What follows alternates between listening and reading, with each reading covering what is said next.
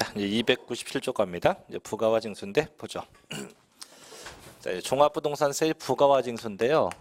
얘도 쉬워요. 얘도 이제 부가 징수. 일단은 이 종합부동산세에는 매년 6월 1일에 납세 의무가 성립이 돼요. 이때 납세 의무가 성립되고, 다만 얘는 세금 내는 기간은 매년 12월 1일부터입니다. 1일부터 12월 15일까지 해서 요 기간에 내요. 요 기간에 납부합니다. 그래서 요 기간에 토지분에 대한 종합부동산세와 엔드 주택에 대한 종합부동산세를 함께 내요. 함께. 그럼 어떻게 내냐? 내는 방법인데 조심할 게 이거예요. 이거 조심해야 돼요. 내는 방법의 원칙은 고지서에 의해서 내는 게 원칙이에요. 고지서. 근데 이걸 이제 제가 지방세에서 뭐라 합니까? 보통징수한다고 하는데 얘는 이제 국세이기 때문에 명칭을 달리해서 정부 부과과세라고 합니다. 정부 부과과세에서 항상 원칙은 고지서에 의해서 내는 게 원칙이다. 다만 예외가 있어요. 예외가 뭐냐? 예외는 납세자의 선택에 의해서 납세자의 선택에 의해서 신고가 가능해요. 신고 납부가 가능합니다. 그래서 원칙은 고지서인데 납세자가 선택해서 뭐 할 수 있다? 신고할 수 있다. 자, 볼게요. 일단 자, 1번. 자, 과세 기준일 해서 매년 6월 1일로 하면 돼서 재산세가 똑같다고 돼 있죠. 자, 2번 납세지인데 지난번에 그 취득세 할 때도 얘기했지만 이 지방세는 보통 다 물건 소재지가 납세지인데 이제 지금은 국세이기 때문에 어디예요? 그 주소지인데 그래서 보통 저희가 개인 것만 좀 보면 돼요. 개인 건데 자, 개인은 소득세법을 준용한다고 되는데 그럼 볼게요. 이 국세에서 이 개인은요, 저희 이제 인간인데 이게 지방세는 그런 부분이 없고 국세에만 있어요. 국세에만 이런 구분이 있는데 그럼 국세에서는 이 개인을 어떻게 구분하냐? 둘로 구분해요. 거주자하고 그 다음에 비거주자 이렇게 둘로 나눕니다. 거주자, 비거주자. 그럼 대체 그럼 거주자가 뭐냐? 거주자의 뜻은요 이거예요. 국내엔 주소가 있든가 내가 살고 있는 주소가 있든가 아니면 주소가 없으면 국내에 183일 이상 거소가 있는 자, 거소. 이 거소가 뭐냐면 일정 기간 머무는 장소입니다. 그래서 주소가 있든가 거소가 있든가 둘 중에 하나가 있는 자를 보고 제가 거주자라고 부르고, 그럼 비거주자? 이는 뭐냐? 반대의 개념. 국내에 주소도 없고 또 183일 이상 뭐 또 거소도 없는 이런 자가 비거주에서 주소 거소가 없는 자가 이게 바로 비거주자가 돼요. 그럼 얘는 분명히 주소 거소가 있다고 돼 있으니까 그럼 어디 세무서? 그죠? 주소가 있으면 주소지 세무서. 그러니까 납세지가 되고 자, 주소 없으면 어디 세무서? 거소지 세무서가 됩니다. 그래서 주소지나 거소지인데 자, 보죠. 이제 1번. 거주자에 대해서는 어디입니까? 그 주소지로 한다. 다만 주소가 없으면 어디예요? 거소지로 하게 돼요. 다만 두 번째 2번. 자, 비거주자. 이 친구는 분명히 국내 주소 거소가 없어요. 그렇죠? 없기 때문에 쭉 보면 자, 비거주자에 대한 종합부동산세 납세는 어디예요? 국내 사업장 소재지. 사업한다고 했을 때가 되고 그나마 국내 사업장이 없다. 그럼 어디가 돼요? 국내 원천 소득이 발생한 장소. 쉽게 월급 타는 곳이에요. 월급 타는 곳이 납세지가 되기도 합니다. 자, 두 번째 법인도 볼게요. 어디에요? 법인은 1번. 내국 법인 어디에요? 법인의 본점이나 주사무소의 소재지로 한다고 되어 있는데 제일 중요한 건 얘예요. 거주자의 거. 어디입니까? 주소지나 거소지, 세무서가 납세지가 된다고 하죠. 자, 넘어가 볼게요. 자, 세 번째. 자, 부가징수 갑니다. 자, 원칙인데 자, 봐요.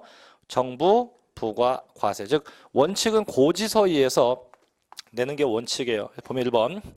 자, 세무서장은 납부해야 할 종합부동산세액을 결정해서 당해년도 12월 1일부터 15일까지 부과 징수한다. 즉 고지서에 의해서 내는 게 원칙이에요. 이게 원칙입니다. 다 예외 보죠. 자, 신고 납세인데 1번. 자, 정부부가 과세 제도에도 불구하고 종합부동산세를 신고 납부 방식으로 납부하고자 하는 납세 의무자는 종합부동산세의 과세 표준과 세액을 당연년도 언제? 기간 똑같아요. 12월 1일부터 15일까지 뭐 한다? 신고해야 한다. 이게 어떤 경우냐면 극히 드문 경우인데 이거예요. 일단 집에 있으면 얘가 정부로부터 고지서를 먼저 받아요. 받는다고. 근데 받고 나는데 근데 이게 좀 다른 게 뭐냐면 제가 보통 뭐 자동차세나 여타 세금은 고지서만 낄쭉하게 한 장 오잖아요. 이렇게 고지서만 오는데 종합부동산세는 그래도 이게 좀 부자한테 보내는 거기 때문에 고지서만 보내는 게 아니고 대봉투에 와요. 큰 흰색 봉투에다가 본인의 재산 내역서하고요. 그 다음에 계산 근거하고 고지서하고 세 개가 같이 와요. 그 봉투가 되게 커요. 그걸 뚝 뜯어보면 본인이 갖고 있는 뭐 재산이 쭉 나와. 주택이면 주택, 토지면 토지 쭉 나옵니다. 나와서 뒷장 보면 계산 내역이 쭉 돼 있고 그래서 너 세금 얼마다 이렇게 써서 와요. 자, 근데 그럼 보통 이제 받아갖고 얘가 그냥 내면 돼요. 그냥 납부하면 끝납니다. 이게 원칙인데 얘가 고지서를 딱 받아서 계산 내역을 쭉 보니까 뭔가 좀 이상한 것 같아요. 국가가 뭔가 좀 잘못한 것 같아. 그래서 속담을 못 믿겠다 이거죠. 그럼 고지서 받은 걸 무시하고 지가 뭐 할 수 있다? 자기가 계산해서 신고할 수 있다 이거예요. 받는 것 일단 고지서 받아요. 받는 것 똑같아요. 받지만은 다음에 얘가 그 다음에 낼 건지 아니면 이거 그걸 무시하고 직접 신고할 건지 해서 선택해서 신고할 수 있다라고 할 수 있습니다. 자, 두 가지 꼭 기억해야 돼요. 그래서 원칙이 고지서, 예외는 선택해서 신고한다. 자, 네 번째. 자, 가산금인데 자, 일단 얘는 전제 조건이 고지서예요. 고지서이기 때문에 법정 기간 안 냈다. 자, 얘를 안 냈건 신고 안 했건 똑같아요. 안 냈다. 그러면 정부는 저한테 뭘 붙이죠? 뭘 붙입니까? 가산금을 붙이죠. 몇 퍼센트? 3%. 그래서 자, 1번 가산금 납부기한 지난 날부터 얼마입니까? 3%. 근데 얘가 계속 안 내면 또 붙게 돼요. 또 붙는 게 무슨 가산금? 중가산금에서 체납된 국세를 미납하면요. 그 체납한 날부터 1개월 지날 때마다 매 1개월 지날 때마다 1000분의 12, 1.2%에 상당하는 가산금이 또 붙어요. 이게 무슨 가산금? 중가산금이라고 하죠. 대신 중가산금은 영원히 붙는 게 아니고 최고 60개월까지 붙죠. 그래서 최장 60개월 초과할 수 없다. 자, 중요한 거 세 번째죠. 가산금은 체납한 금액에 관계없이 무조건 붙지만 중가산금은 적어도 체납한 금액이 좀 커야 됩니다. 얼마? 체납한 금액이 적어도 100만 원 이상일 때 붙지. 그럼 100만 원 미만이라고 하면 가산금만 붙지 중가산금은 붙지 않습니다. 그래서 100만 원 이상일 때 붙게 된다라고 하죠. 자, 이거 치고 5번 갑니다. 분할납부인데 자, 지난번에 재산세는 물납과 분할납부가 다 있었어요. 하지만 지금 하는 이 종합부동산세는요. 얘는 분할납부만 존재합니다. 그래서 일명 분납인데 얘만 있고 조심할 건 물납은 없습니다. 없다. 그럼 이 분할납부 조건, 일명 분납의 조건인데 얘는 지난번에 재산세하고 거의 같아요. 거의 똑같다. 단 차이점이 있다면 기간 차이인데 볼게요. 자, 분납하게 되면 요건이 있는데 제 요건 첫째 적어도 납부할 금액, 그 납부 세액이 500만 원이 초과가 돼야 돼요. 500만 원이 초과돼야 한다.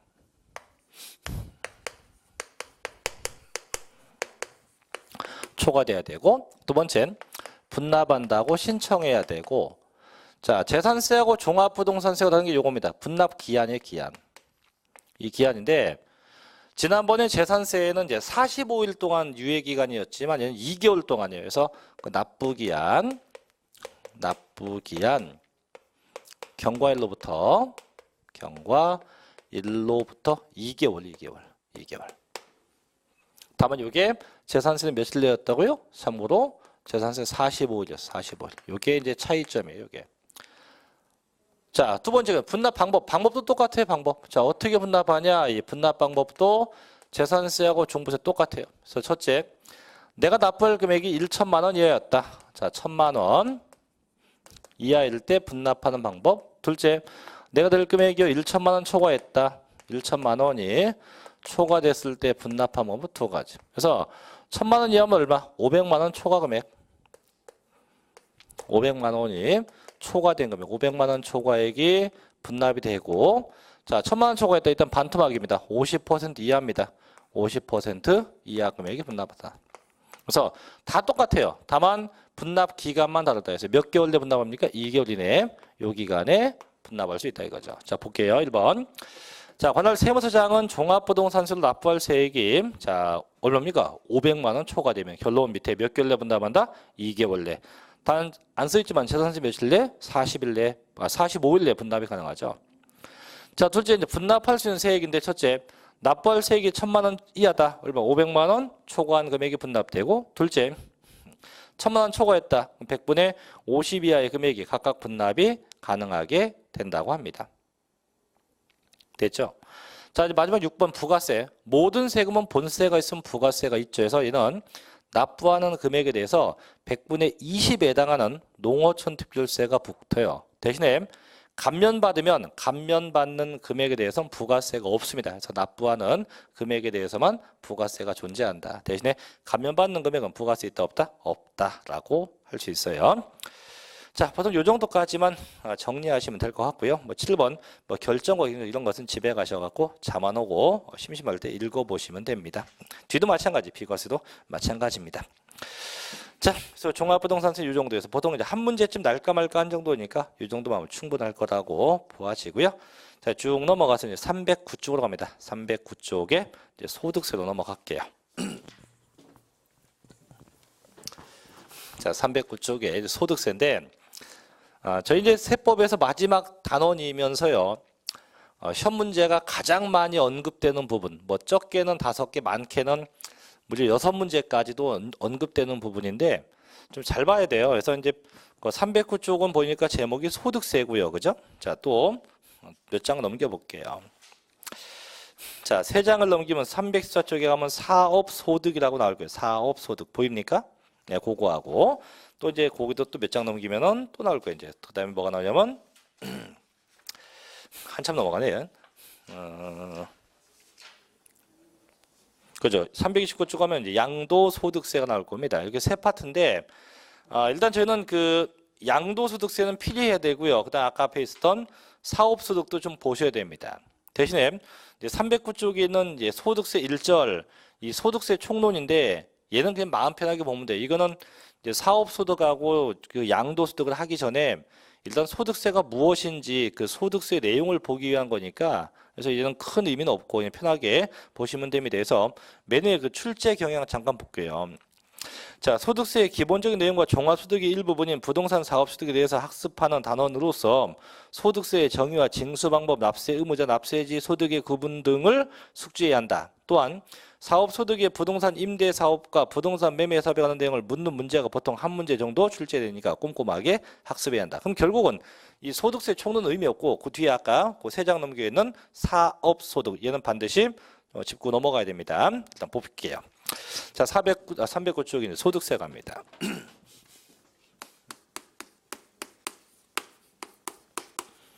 일단 소득세가 뭐냐? 소득세는요. 얘는 개인의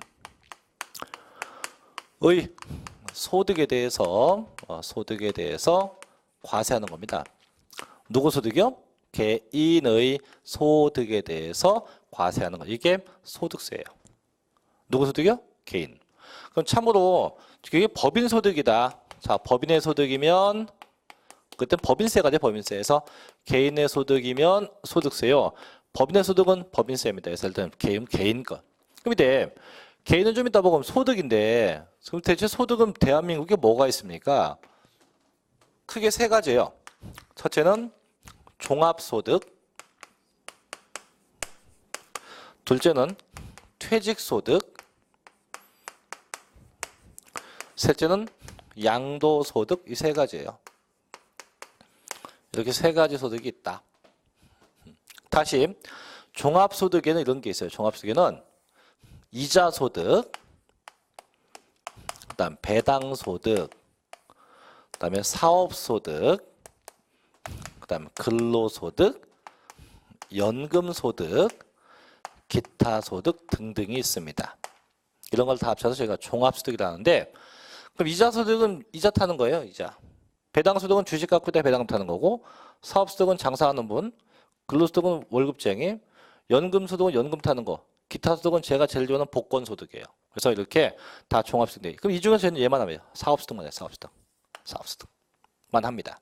어쨌든 그러면 이것들은 다 합쳐서 한꺼번에 세금 매기에 합쳐서 한꺼번에 해서 이렇게 여기부터 여기까지 합쳐서 한꺼번에 소득세를 과세한다 해서 뭐라 하냐면 종합과세한다고 합니다.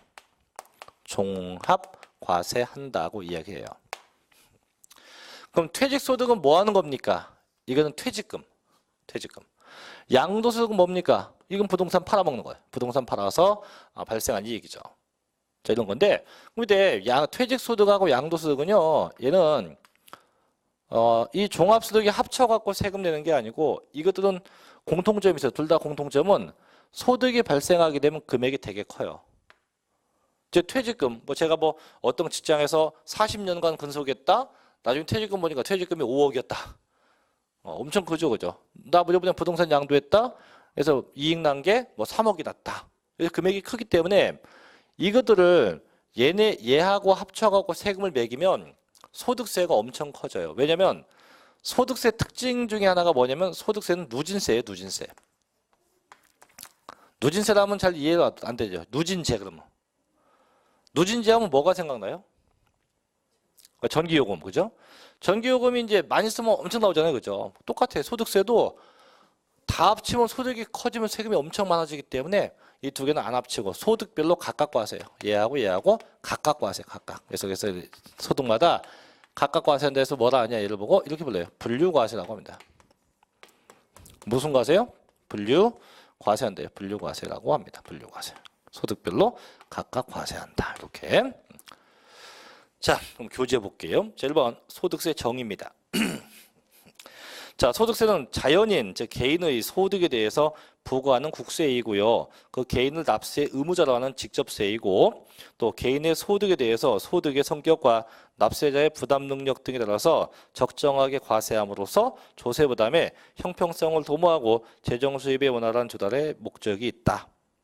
어쨌든 개인의 소득에 대해서 걷겠다는 얘기죠. 두 번째 납세 의무자가 합니다. 그럼 대체 누가 세금 내요? 분명히 개인의 소득이니까 누가 낼까요? 개인이겠죠, 개인. 그래서 납세 의무자.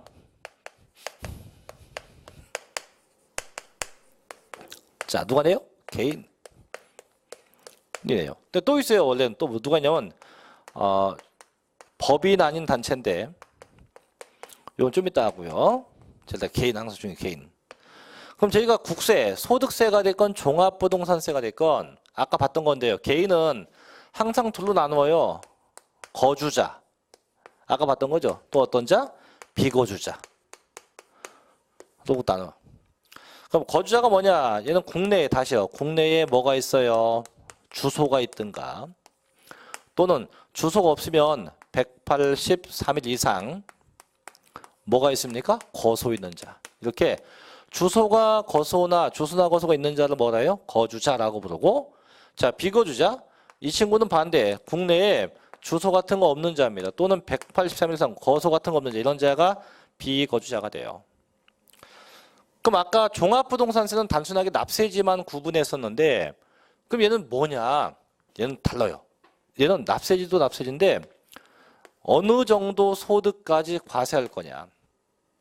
그래서 거주자에게 소득이 있으면 얘는 국내에서 발생된 소득은 물론이요, 국외에서 발생된 소득까지 몽땅 과세하자. 그래서 이걸 보고 뭐라 하냐? 무제한 납세 의무자라고 합니다. 무슨 자요? 무제한 납세 의무자라고 해서 이 친구가 세금 내고, 대신 비거주자 얘는요, 대한민국 내 국내에서 발생된 소득에 대해서만 세금을 냅니다. 그래서 뭐라 하냐? 제한 납세 의무자라고 해서 명칭을 이렇게 불러요. 그럼 결국은 차이점이 거주자는 어떻게? 국내 소득, 국외 소득 다 걷겠다는 얘기고, 얘는 어떤 것만? 국내 소득만 걷겠다. 이게 차이점입니다. 자, 보죠. 일단 납세 의무자입니다. 맨 밑에 1번 거주자와 비거주자 보세요. 첫째 1번 거주자 같은 말로 보여요. 무제한 납세 의무자인데 땡땡 국내에 주소 또는 183일 이상 거소를 둔 개인이에요. 이때 거주자는 국내 소득과 국외 소득 모두에 대해서 납세 의무가 있다. 대신 2번 비거주자입니다. 같은 말로 보여요. 제한 납세 의무자인데 거주자가 아닌 개인을 말한다. 즉 비거주자인 경우 국내 원천 소득에 대해서만 과세한다. 그럼 결국은 세금을 걷고자 할 때 차등을 둔 거죠. 그래서 거주자는 어떤 소득? 국내 소득, 국외 소득 모두 과세. 비거주자 어떤 것만? 국내 소득만 과세한다. 그래서 넘겨본 이제 그림 도표가 나와 있죠. 그래서 거주자, 비거주자라고 각각 구분하시고요. 자, 맨 밑에 310종 맨 밑에 가면 이제 법인 아닌 단체인데 요거는 첨단 적이 한 번도 없어요. 이게 뭐냐면 번역을 하면 법인, 회사가 아닌 단체. 아까 분명히 법인은 법인세를 낸다 했었죠. 그죠? 근데 회사가 아니에요. 그럼 뭔데요? 대표적인 게 학교 동창회. 또 뭐 직장 공제조합 같은 거. 그래서 동창회나 이 공제조합 같은 경우는 한 명의 사람으로 보기 때문에 단체여도 보기 때문에 소득세를 내게 한다. 자, 읽어볼게요. 맨 밑에. 자, 국세기본법에 따른 법인으로 보는 단체는 법인세를 냅니다. 근데 그 단체가 아닌 단체는 국내에 주사무소나 그 사업의 실질적 관리 장소를 둔 경우에는 거주자 아니면 비거주자로 본다. 즉 결국은 하나의 단체 조직이지만 세법상 뭐로 본다? 사람으로 봐서 소득세를 부과한다. 이런 얘기예요. 중요한 건 어쨌든 얘입니다. 거주자, 비거주자. 자, 우측에 세 번째 납세지가요. 이제 311조 납세지인데, 근데 지금 어디 가서 냅니까? 아까 종합부동산세하고 납세지가 똑같아요. 왜? 어차피 소득세도 국세고 종합부동산세도 국세이기 때문에 항상 어디요? 똑같아요. 그래서 거주자는 어디예요? 주소지, 세무서. 주소지, 세무서. 비거주자 어디? 주소 없으면 어디요? 거소지, 세무서에서 주소나 거소지 이 세무서가 납세지가 된다. 이렇게 얘만 보시면 돼요. 그래서 굳이 비거주자가 별거 없습니다. 해서 거주자, 주소지나 거소지, 세무서가 납세지가 됩니다. 자, 이제 큰 4번 가요. 이제 소득의 구분과 방법인데 아까 했었죠, 그죠? 다 유표 그대로 있네요. 소득은 크게 종합, 퇴직, 양도소득이고 다시 종합소득은 이자, 배당, 사업, 근로, 연금 기타 해서 다 합쳐서 한꺼번에 과세. 이게 무슨 과세? 종합 과세한다고 하죠. 그래서 2번 자 이제 뭐 종합 과세 있고 3번 분리 과세 이런 건 안 봐도 돼요. 볼 거 없고 그 표만 보시고 자 넘겨 볼게요. 넘겨서 4번 맨 위에 312쪽 맨 위로 갑니다. 자, 제목이 무슨 과세? 분류과세인데 아까 했죠. 퇴직소득하고 양도소득은요. 종합소득이 합치지 않고 어떻게 이 소득별로 각각 과세한다 해서 무슨 과세? 분류과세한다. 이렇게 얘기합니다. 분류과세한다. 자, 이제 큰 5번 갑니다. 과세기간인데 이 과세기간이 뭐냐면 소득이 발생하는 기간이에요. 그래서 대원칙은 1월 1일부터 12월 31일까지 발생된 소득에 대해서 과세합니다.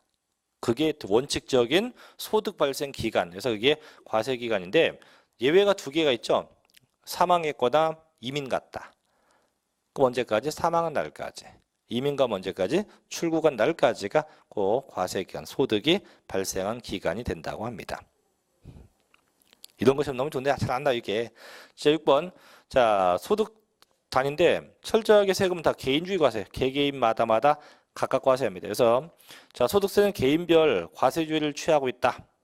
다만 2명 이상의 동거 가족이 법 소정의 요건을 갖춘 공동사업의 경우는 예외적으로 공동사업자 소득을 합산 과세하는 것도 있다. 근데 보통은 이렇게 특이한 걸 제외하고는 전부 다 소득자 개인마다 과세해요. 어떻게? 소득자 개인별 과세. 개인마다 개인별로 각각 과세해요. 개인마다 각각 과세가 됩니다.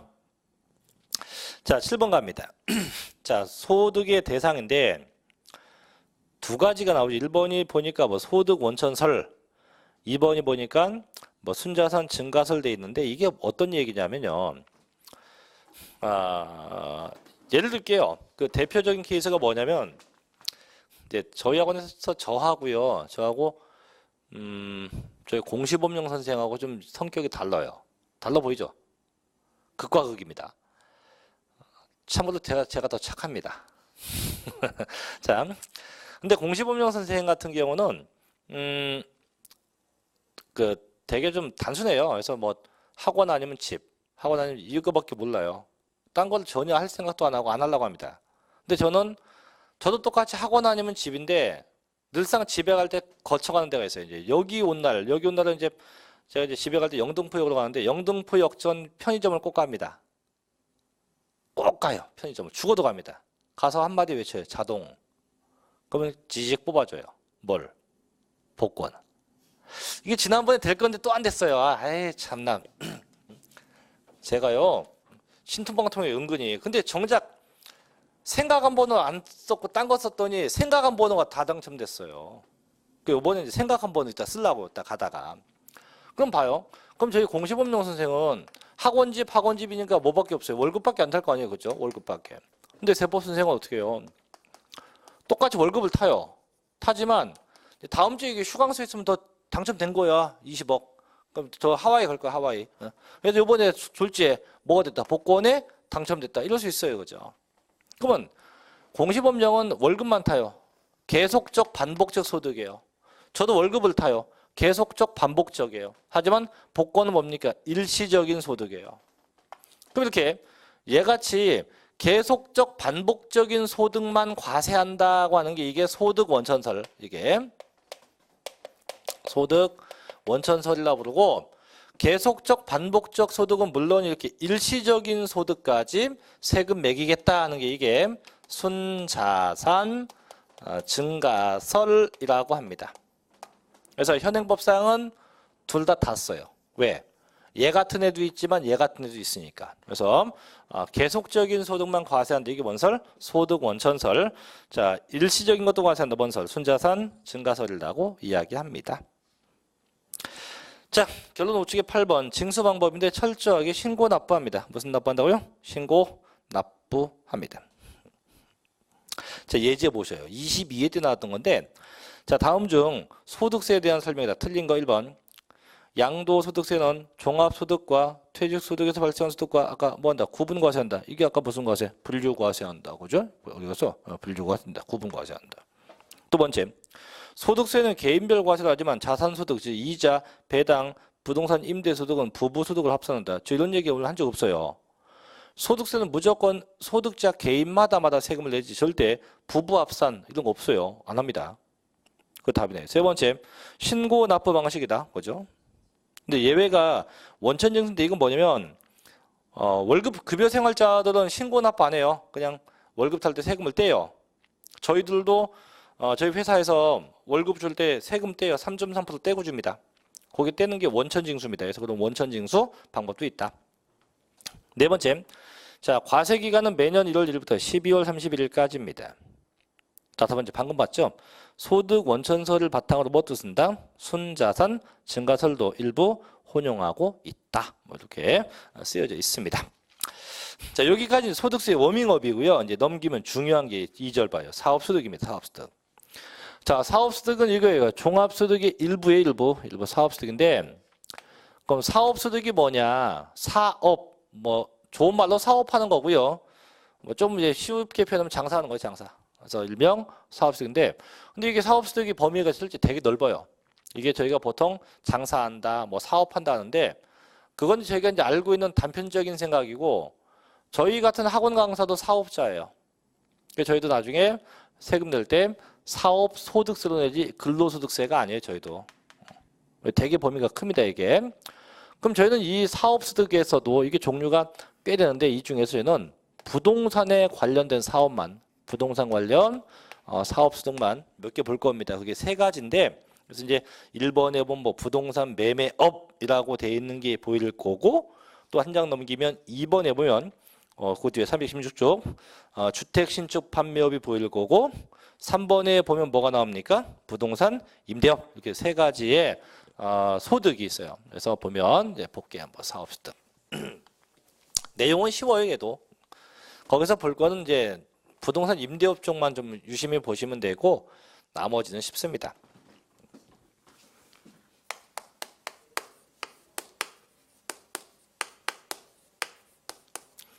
자, 첫째 뭐가 있고요?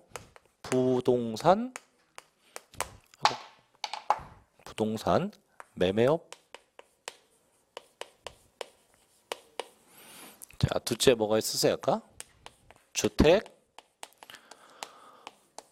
신축 판매업. 같은 말로 하면 건설업이에요. 건설업. 자, 세 번째 뭐가 있냐면 부동산 임대업이에요.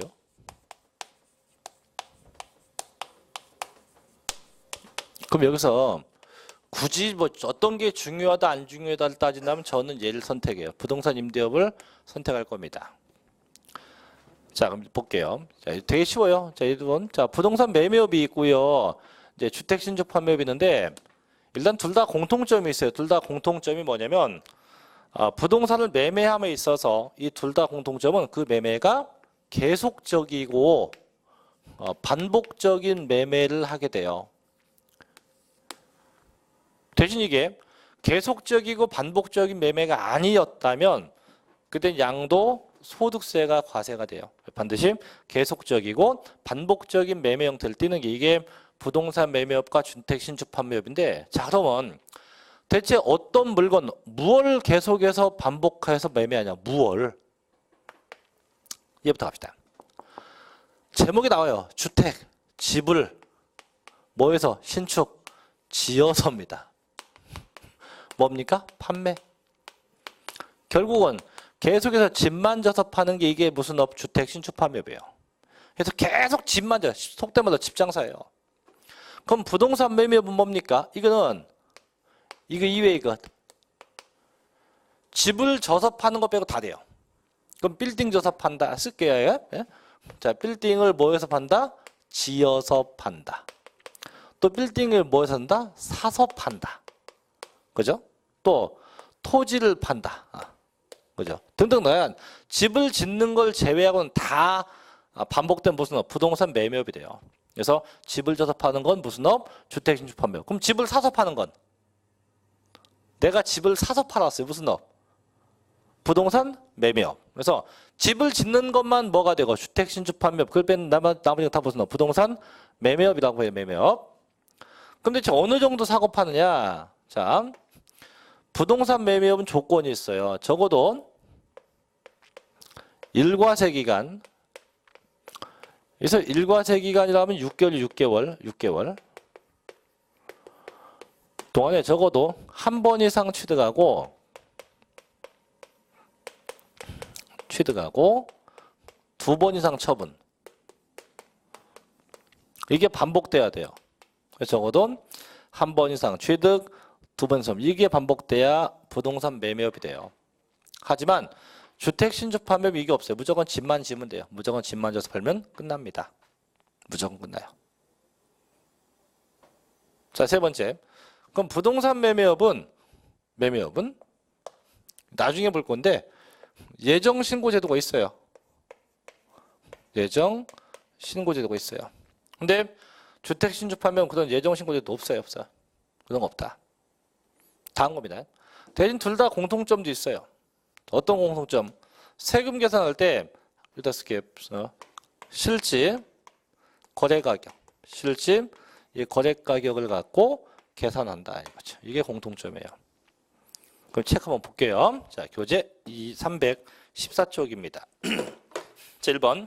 자, 부동산 매매업 보셔요. 자, 첫째, 부동산 매매업의 정의에서 부동산 매매는 또는 밑에 중개를 사업성으로 나타내어 부동산을 판매하거나 사업상 목적으로 일과세 기간 쉽게 6개월 동안 몇 번 적어도 한 번 이상 취득하고 두 번 이상 판매하는 것 이게 뭡니까? 부동산 매매업이라고 합니다. 두 번째, 부동산 매매업 등의 업종 구분 1번. 자, 자기 토지 위에 상가 등을 신축해서 판매할 목적으로 건축 중인 건축법에 의한 건물과 토지를 제3자에게 양도했다. 거기 어디 봐도 집 졌다는 얘기는 없죠. 두 번째, 자, 토지를 개발해서 주택지나 공업단지, 상가, 묘지 등으로 분할 판매했다. 거기도 어디 봐도 집 졌다는 얘기 없죠, 그죠? 그래서 이게 집을 졌다는 얘기 없으면 다 무슨 업? 부동산 매매업이라고 해요. 3번. 그럼 양도시기는 언제냐? 원칙 언제예요? 대금 청산된 날. 그래서 부동산 매매가 되면 항상 돈을 다 주고받았을 때, 그래서 대금이 완납되었을 때가 매매 시점이 됩니다. 단 예외. 대금 청산하기 전에 소유권 이전 등기 돼 있었다. 그 언제예요? 등록일이에요. 그래서 돈을 다 주고받기 전에 이미 등기가 넘어가면 언제입니까? 그 등기 등록일로 할 수 있다고 합니다. 자, 네 번째. 양도가액과 취득가액인데 자, 원칙만 보시면 돼요. 자, 부동산 매매업자가 토지 등을 취득한 양도한 경우에 매매 차익을 계산함에 있어 그 매도한 토지 등의 자 무슨 가예요? 실질거래가에 확인되면 뭐로 한다? 실질거래가액 갖고 합니다. 얘만 기억하면 돼요. 실거래가로 한다. 자, 그다음 우측에 가면 계산 방법이 쭉 나오는데 5번 계산 방법은 굳이 안 보셔도 돼요. 아직까지 한 번도 시험에 언급된 적 없고 얘는 그냥 책이니까 쓰는 것 뿐이니까 그냥 참고만 하시고요. 뭐 참고 안 돼도 안 해도 됩니다. 자, 넘어가세요. 이제 두 번째. 자, 316쪽에 자, 큰 2번 갑니다. 자, 주택 신축 판매업이라고 나오죠. 그죠? 보셔요. 같은 말로 건설업인데 자, 주택 신축 판매업은 부동산 매매업과 달리 건설업에 해당되어 예정 신고 의무도 없으며 사업 소득에 대한 기본 세율을 적용하여 세액 산정한다. 이러한 주택 신축 판매업과 부동산 매매업의 구분 기준은 사업상 목적으로 양도한 건물이 주택인지 여부에 있다. 그래서 아까도 얘기했죠. 집을 져서 팔면 무슨 업? 주택 신축 판매업. 그 외의 건 다 무슨 업? 부동산 매매업이라고 한다 했었죠. 그래서 밑에 1번. 자, 요거는 기억합니다. 주택 신축 판매업의 범위에서 동그라미 1번부터 5번까지 있죠. 1번. 자, 한 동의 주택을 신축해서 판매하여도 건설업이다. 즉 쉽게 뭐예요? 주택 신축 판매업이다. 두 번째, 건설업자에게 도급을 줘서 주택을 신축해서 판매하는 데도 마찬가지지. 똑같이 주택 신축 판매업이 돼요. 세 번째, 종전부터 소유던 자기 토지 외에 주택을 신축해서 판매합니다. 네 번째, 시공 중 주택을 양도할 경우 그 주택의 시공 정도가 건축법에 의한 건축물에 해당할 때. 다섯 번째, 신축한 주택이 판매되지 않아서 판매될 때까지 일시적으로 일부나 전부를 임대하는 판매했다.